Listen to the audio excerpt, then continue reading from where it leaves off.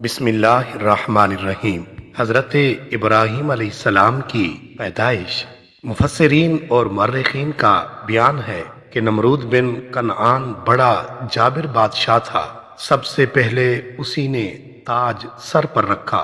ये बादशाह लोगों से अपनी पूजा करवाता था। काहिन और नजूमी बड़ी कसरत से इसके दरबार में हाजिर रहते थे। नमरूद ने ख्वाब देखा कि एक सितारा तुलू हुआ है और उसकी रोशनी के सामने आफताब व महताब बिल्कुल बेनूर हो गए। इससे वो बहुत खौफजदा हुआ और उसने काहनों से इस ख्वाब की ताबीर दरियाफ्त की।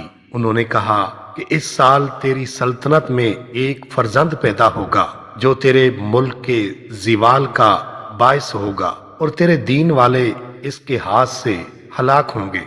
ये खबर सुनकर वो परेशान हुआ और उसने हुक्म दिया कि जो बच्चा पैदा हो कत्ल कर डाला जाए और मर्द औरतों से अलहदा रहें और इसकी निगहबानी के लिए एक महकमा कायम कर दिया गया।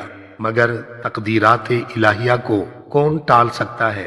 हजरत इब्राहीम अलैहिस्सलाम की वालिदा माजिदा हामला हुई और काहनों ने नमरूद को इसकी भी खबर दी कि वो बच्चा हमल में आ गया।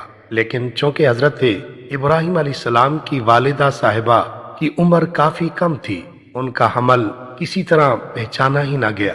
जब हजरत इब्राहीम अलैहिस्सलाम की विलादत का वक्त करीब आया तो आपकी वालिदा उस तय खाने में चली गईं जो आपके वालिद ने शहर से दूर खोद कर तैयार किया था। वहां आप अलैहिस्सलाम की विलादत हुई और वहीं पे आप रहे।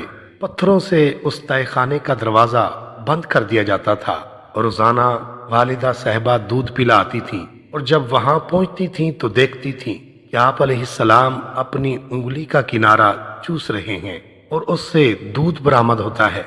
आप अलैहिस्सलाम बहुत जल्द बढ़ते थे।